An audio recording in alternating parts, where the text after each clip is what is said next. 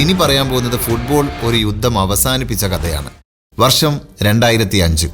രാജ്യം Ivory Coast. വർഷങ്ങളായി ആഭ്യന്തര യുദ്ധത്തിന്റെ മുറിവുകൾ പേറിക്കൊണ്ടിരുന്ന ഒരു രാജ്യം. ജനങ്ങൾ പരസ്പരം വിഭജിക്കപ്പെട്ടിരുന്നു. രാജ്യത്തിന്റെ പല ഭാഗങ്ങളും തമ്മിൽ അകന്നിരുന്നു. അത്തരമൊരു സമയത്താണ് ഐവറി കോസ്റ്റിന്റെ ദേശീയ ഫുട്ബോൾ ടീം ചരിത്രത്തിൽ ഏറ്റവും വലിയൊരു സ്വപ്നത്തിന് പിന്നാലെ ഓടിക്കൊണ്ടിരുന്നത്, ഫിഫ വേൾഡ് കപ്പ്. അങ്ങനെ 2005 ഒക്ടോബർ 8 ഒരു മത്സരം കഴിഞ്ഞപ്പോൾ ഐവറി കോസ്റ്റ് ആദ്യമായി ഫിഫ വേൾഡ് കപ്പിന് യോഗ്യത നേടി. കളിക്കാർ ആഘോഷിച്ചു, രാജ്യം മുഴുവൻ ആർപ്പു വിളിച്ചു. പക്ഷേ ആ ആഘോഷത്തിനിടയിൽ ഒരു മനുഷ്യൻ ക്യാമറയുടെ മുന്നിലേക്ക് നടന്നു വന്നു. ദിദിയർ ദ്രോഗ്ബ. അദ്ദേഹം ട്രോഫി ഉയർത്തിയില്ല, വിജയം ആഘോഷിച്ചില്ല, പകരം സഹതാരങ്ങളോടൊപ്പം മുട്ടുകുത്തി.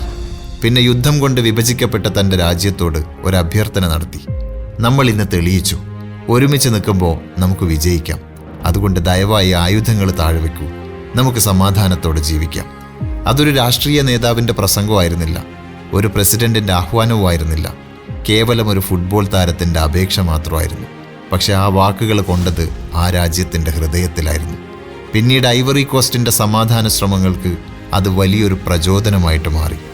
ഇന്നും ലോകം ദിദിയർ ദ്രോഗ്ബയെ ഓർക്കുന്നത് അദ്ദേഹം നേടിയ ഗോളുകൾ കൊണ്ട് മാത്രമല്ല, ഒരു രാജ്യത്തെ വീണ്ടും ഒരുമിച്ച് സ്വപ്നം കാണാൻ പ്രേരിപ്പിച്ചതിൻ്റെ പേരിലും കൂടിയാണ്. നമ്മളിൽ പലരും കരുതുന്നത് ലോകത്തെ മാറ്റിമറിക്കാൻ വലിയ അധികാരങ്ങളും സ്ഥാനമാനങ്ങളും ഒക്കെ വേണമെന്നാണ്. പക്ഷെ ദിദിയർ ദ്രോഗ്ബ തെളിയിച്ചത് മറ്റൊന്നാണ്. ആത്മാർത്ഥമായൊരു വാക്ക് അധികാരത്തിൻ്റെ 1000 വാചകങ്ങളെക്കാൾ ശക്തമാണ്. Beyond 90 minutes. സ്കോർ ബോർഡിൽ കാണാത്ത ഫുട്ബോൾ കഥകൾ.